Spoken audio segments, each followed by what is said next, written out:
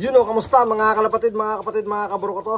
So ngayon meron tayong mga i-out na ibon dito sa ating stock bird na di natin aasikaso masyado dahil nakapokus tayo dun sa ating Wando Price. So malapit na naman yung breeding season. So ngayon selected na naman ng ibon, and then yung mga hindi ko masaselect is i-out natin dahil sayang naman kung hindi sila nabibreed. So baka sa ibang kampo, sa ibang loft, dun sila magbigay ng karangalan. So tulad nito, isa sa mga ayoko sanang i-out yung mga lahi ng ating Stitch. Ito si 220. So ito ay full sibling ng ating first place, tapos ng ating third place. Yan. Dito sa club yun. So nilaro ko sila sa club. Nung lumaro tayo first year natin sa club, nalog pa ng ibon, no? First year natin sa club is nagbigay ng first place yung ating puti. Ayan. Ito ang mukhang kamukha niya. Yep, pati nanay niya. So mga palipad ko na to dito, pero tulad nga ng i-out ko lahat ng mga puti natin, yung mga white grizzle kung tawagin. Ayan. Ito isa hen. Tapos yung kak natin, grabe, napaka-pogi. Nasaan na si Pogi? Ito.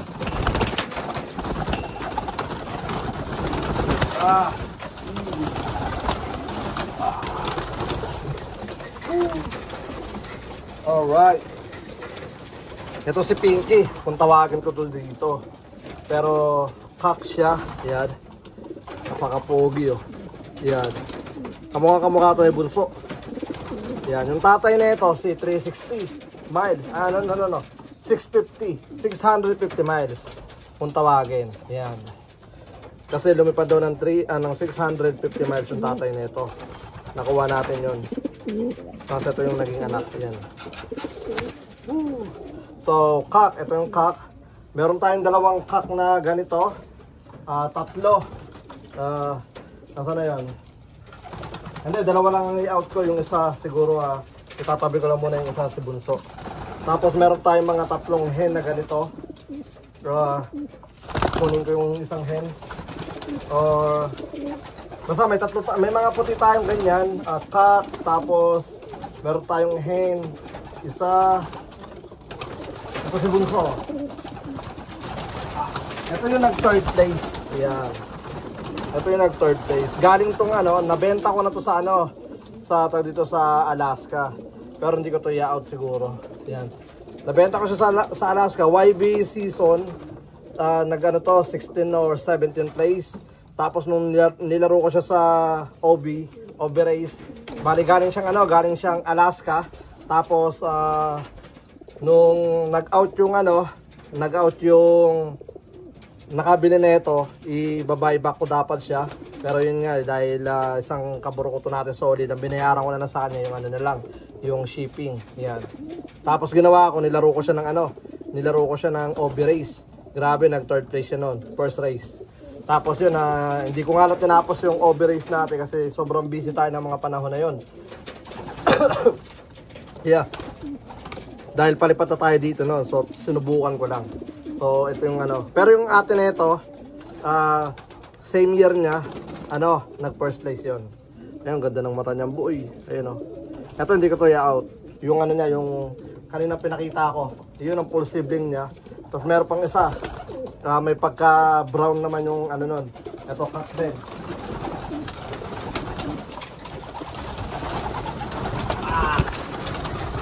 Ito. Tapos nasa one loop race yung mga nito, mga kapatid na ito, mga to. Tapos isa kaya isa sa tag dito, ano bang tawag doon sa race na yan? Sa Mana Race sa California kay Celine. Yan. Isa sa mga natin bilib sa puti na yon. Bilib na sa puti na yon. Pero tingnan natin kung hanggang saan, kasi first time ko siyang pinadala sa mountain area, sa mga bundukan. So syempre di ko pa rin sigurado kung ano yung magiging resulta pag sa bundok, kasi sa patag ko pala sila nasusubukan. Ito, kamukha rin niya. Ayan. Pero ang pinakamaganda lang dito sa kak na to, may pagka siya rito. May pagka brown. Ayan. Halos magkakamukha sila. Sayang yung tatay na ito, wala na eh.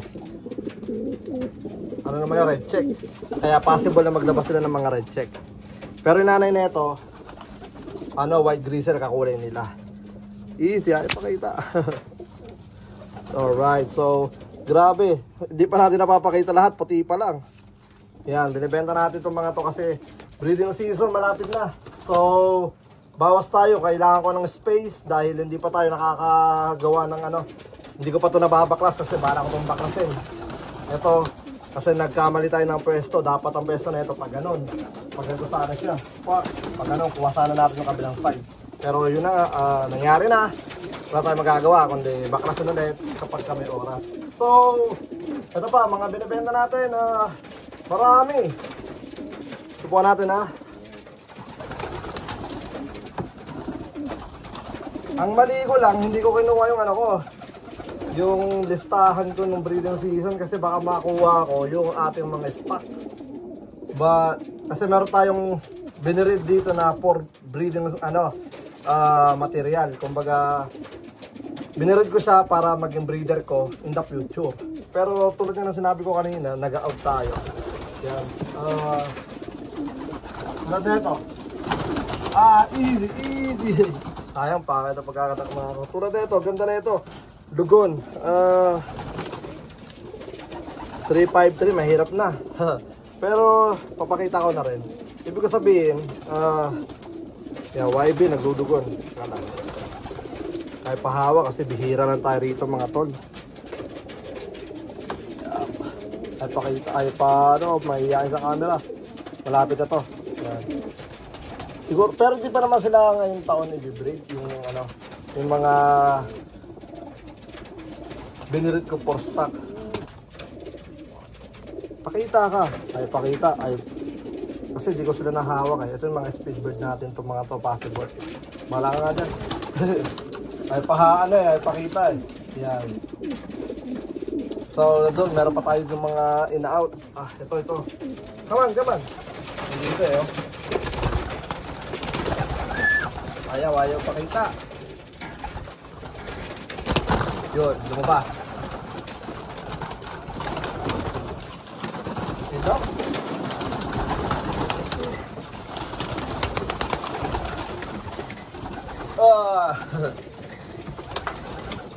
Yep, mali setup ko dito sa loop na to Pero ginawa ko lang naman to parang sa mga born to die ko nung last year.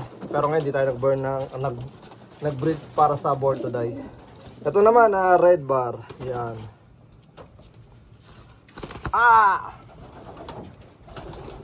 Anak to ng ating red cannibal na nabili na sa atin. Tapos ito yung naiwan yung anak niya red cannibal. Yan. Nag-iisang kak na anak niya rito. Pero i-out na rin natin. Teka lang, easy. Yan Lugon Pero out natin sila. PM lang. Yup. Marami pa tayong gustong ipakita pero tulad nga ng sa mga mag-PM na lang. Yan. Pakita ko sa inyo yung mga pwede natin i-out. Usap tayo. Ito tulad na ito.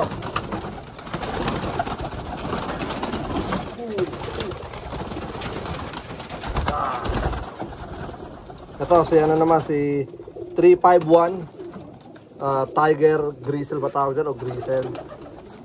Kak naman to. Anak to ng ating 16th place Huben.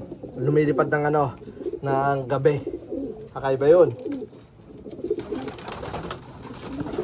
Yan, kak. Ang tawag ko dito ngayon sa kanya putol. Kasi naputulan siya ng daliri. Ayan Yan.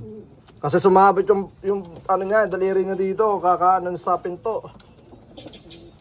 Yan, pero okay naman yung paa niya. Walang problema. Magandang kak to boy. Yan, kak yan. So, yun na nga. Meron dito sa mga hen. Pero sa mga breeder nga, so gagawin ko kapag nagka-oras tayo, lalagay ko sila lahat sa T-box. Tapos i-ano natin sila, i-videoan natin isa-isa sa mga i-out natin. Tapos ito, tingnan natin at magpakain na tayo. Teka lang. Ayan, papakain tayo. Tingnan nyo kung gaano kasi siba yung mga to. Alright, pagka makita na nila pag natin yung ano, yung pag dito patuka, bigla silang papait.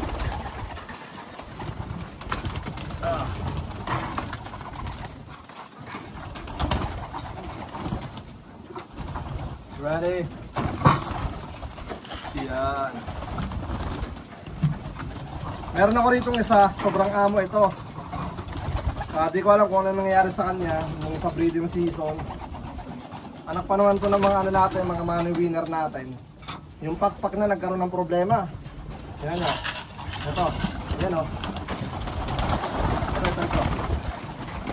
Ito yung inapunta sa akin.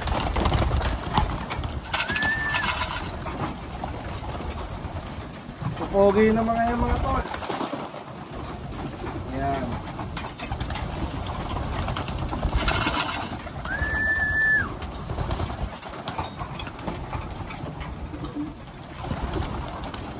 Ito na.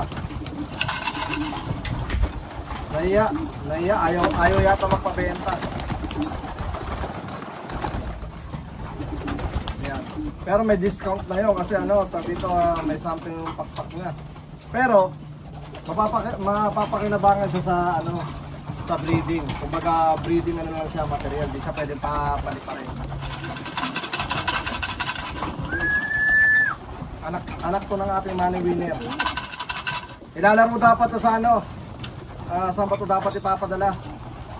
Hindi ako nagkakamali, sa Martinez sana siya ipapadala or sa Apple Cup. Siya mapumili. Tapos siyempre pag pumili si Ama, ang gagawin ko kasi ano dito, ang ginagawa ko quality control, kumbaga chine-check ko, double check. Tapos yun nga napansin ko na may hati ng pakpak. Ito siya, no? Cramp. Ayaw naiiya ayaw mo pakita Ito, hen. Ring number 324. Ayan, 324. Yeah. Ito siya.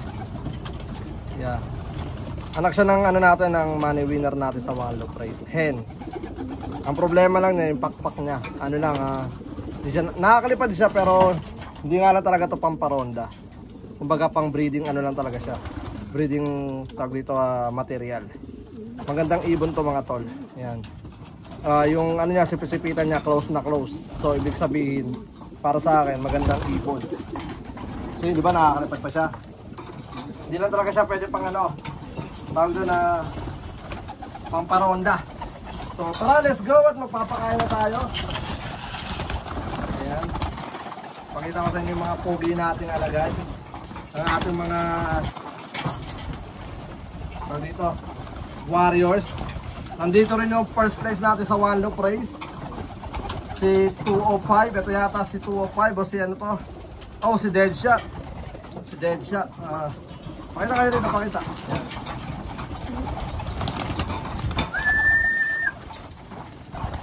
Yung yellow, i-out ko na rin yung yellow mga tol. Saka yung mga red ano, bago na Trenton. Papakita ko lang muna sila. Ito si Deadshot. Ito si Deadshot oh.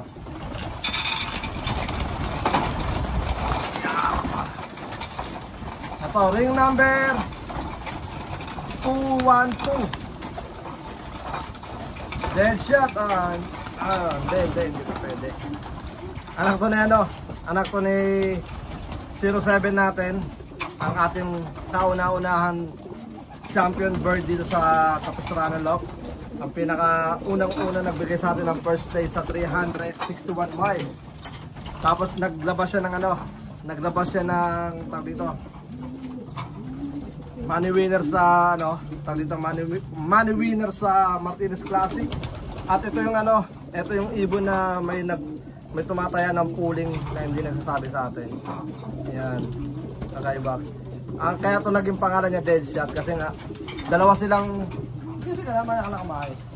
pinadala ko sa ano, sa tawag dito, sa Martinez Classic, pero yung isa na barrel dun sa may ano, sa airport. Kaya nung binaril siya, patay, kaya Deadshot ang naging pangalan niya. Yep. Ano to, 2 times money winner. Yan, tapos pooling din, pooling winner din to. Yeah. Tapos ang maganda pa dyan, anak siya ng champion natin. Tapos related siya sa mga money winner natin sa One Love Race, sa Texas Dash, Plymouth, yan mga ganyan. Yep. Related din siya sa ano, nag-money winner last year sa ano, sa Pitch Classic. Yan.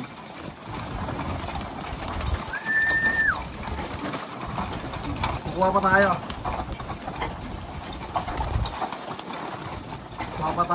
Teka lang. Pati mga hin natin gusto na rin kumain. Ito, pwede ko itong i-out. Ako. Kung di ako nakakamali, ano to? Teka lang. 369.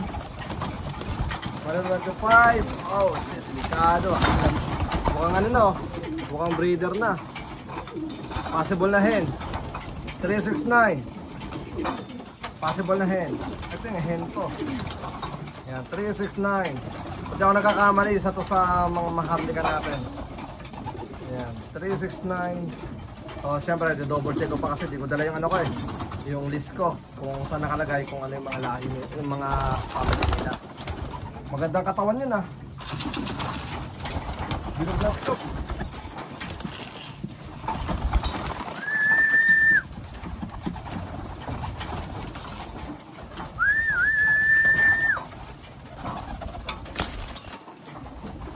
Diba, papangit dahil naglulugod.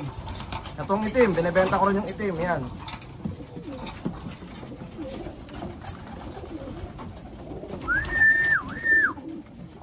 Come on. Oh, ayan o. Ayaw nyo naman o. Itong nabila yun o. Kasi itong mga tol, isang beso lang ito pinapakain mga tol. Isang beso lang sa isang araw. Ayan. Pero yung kain naman nila, solid. Hindi yung konti, hindi sila kapos. Ayan.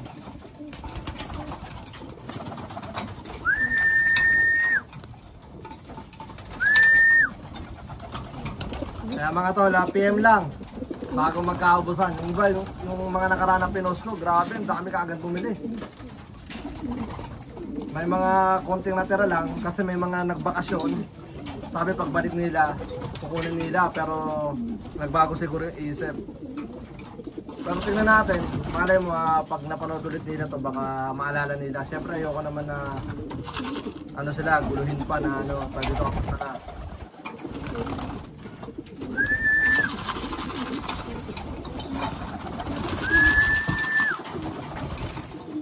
ganda na ito, yung puti. Anong ring number mo? May 1. May 1 sa dulo. 3-1 yung dulo niya. Baka 2-3-1. Yan. Maganda yun ah. Yan.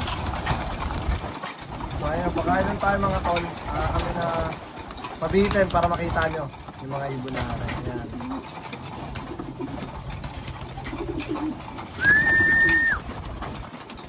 So dyan nyo makikita yung healthy yung mga ibon natin.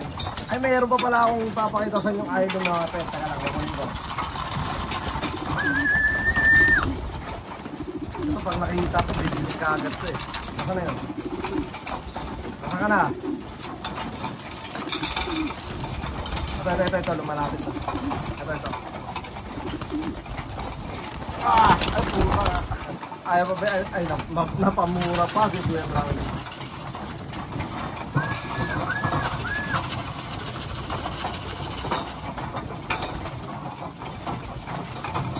Ay, ayaw magpabenta.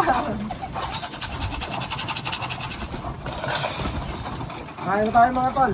Yan, para di masyadong ano. Pinahaba ko talaga yung video natin para makita nyo naman na solid naman yung minsan lang tayo mag-vlog, minsan lang tayo update dito sa mga warriors natin. Tapos pabenta pa. Hindi katulad dati, daily vlog tayo. Kasi yung mga panahon na yun, wala tayong masyadong ginagawa. Pero ngayon, pulap na ano na tayo eh. Dito busy, sobrang busy natin ngayon. Kasi doon pala sa Wallop Friends natin, basta kagad yung oras natin. Kain na. Gaban. Yan.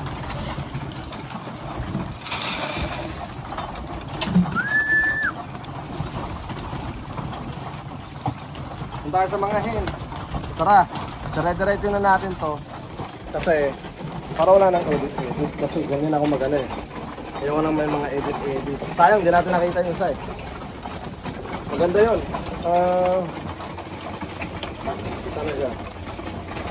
Pakita ko sa inyo bago tayo pumunta doon.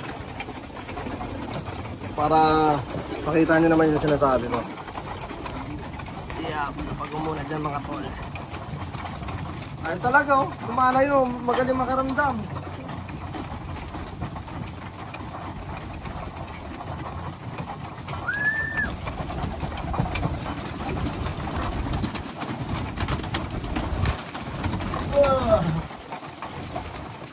Nahirapan mo ako.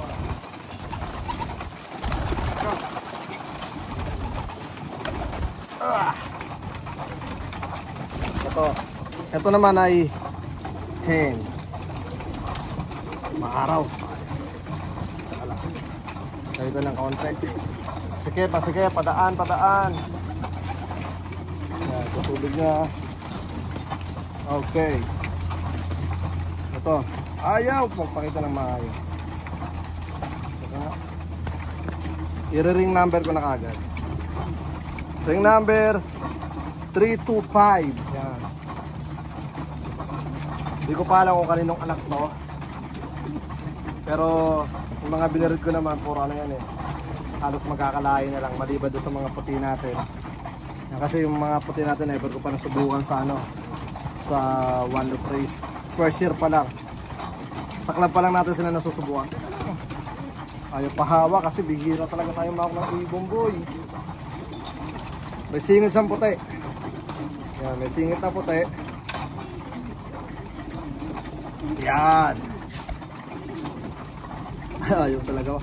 Ganda pa ng katawan. Easy. Ako nagagalit. Okay. Hen siya, hen. Yan, ito. Ayaw ko malma.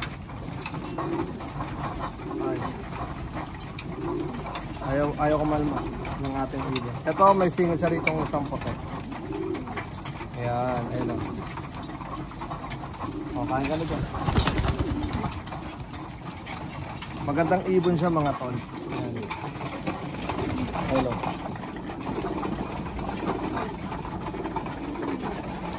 Mautak eh. Ayaw na tuloy kumain. Nahiya na. So yun na nga. Doon naman tayo sa mga hen.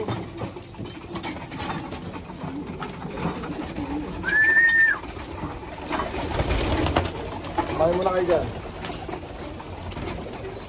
Tapos meron tayo ritong uy. Doon. Pasok. Dito medyo madumi ng konti dahil naglulugon. Yan. Meron ako dalawa dito na young bird. Breed for stock. Teka lang. Yan, dito natin sila. Kayang lugar eh. Yan, lugon yung mga natin, mga ibon natin. Meron ako rito ng isang kak na napilay. So dito ko siya nilagay kasi binabarakuan siya ng binabarakuan ng mga kak tsaka pinapatungan. So para iwas iwas tawag dito bugbog, dito ko nilagay sa mga hen. So Okay, so tara, pakain tayo dito.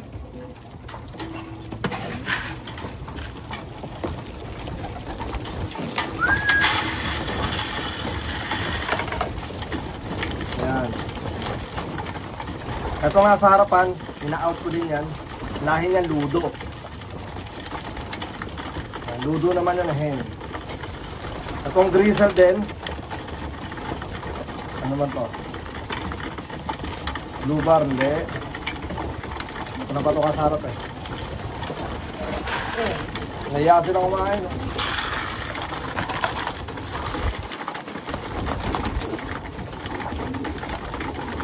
Ito, pinamatanda natin, 2014. Ito. 2014. Pero di na natin sila bibreak. Hinayaan ko na lang dito sa loob.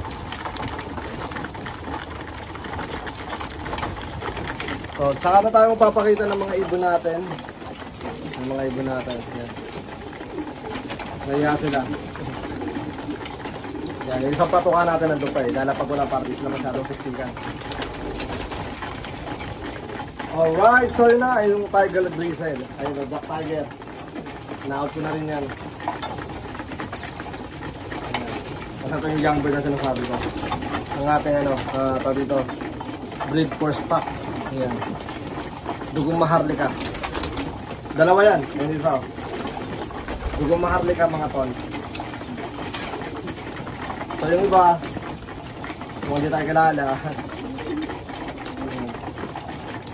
Alright, so yun na nga mga kaburo ko to. Hanggang dito na lang muna yung video natin. Maraming salamat sa lahat ng mga patuloy na sumusuporta. At shoutout nga pala sa lahat ng mga solid nating kaburo ko to dyan.